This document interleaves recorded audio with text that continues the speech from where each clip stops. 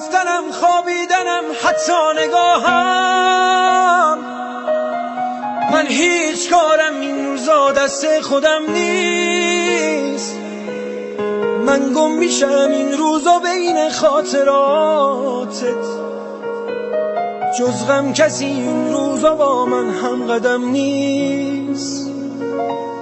من از غرورم این روزا چیزی نمونده، وقتی که سر رو بالش خیسم میذارم، تو روزهای خوبی از من پیش روته، برعکس من آینده خوبی ندارم.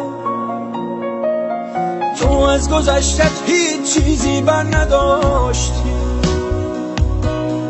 اصلا نذاشتی غم تو دنیات پا بذاره، برعکس من توی گذشته گیر کردم. دنیای تو با من یه دنیا فرق داره،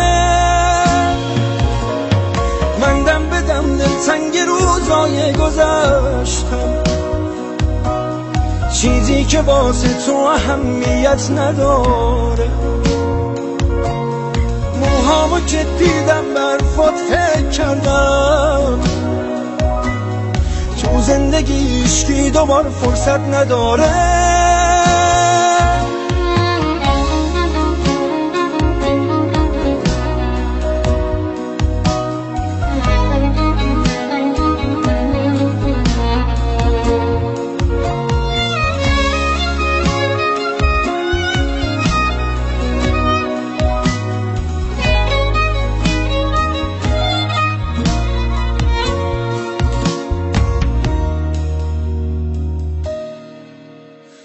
من هی به تو فکر کردم و موهام سفید شد، حق با تو بود من فرصتو از دست دادم. تو بهترین بخش تموم زندگی، دست خودم نیست که تو موندی توی یادم. بعد از تو من با کل دنیا قهر کردم، من روی لبهام خنده ای بی تو ندارم. با رفتن آیندم و از من گرفت، برگرد من آینده ای بی تو ندارم. تو از گذشتت هیچ چیزی بر نداشتی، اصلا نذاشتی غم تو دنیات پا بذاره، برعکس من توی گذشته گیر کردم. دنیای تو با من یه دنیا فرق داره، من دم به دم دلتنگ روزای گذشتم،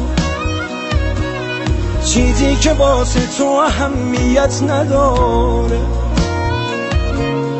موهامو که دیدم برفات فکر کردم،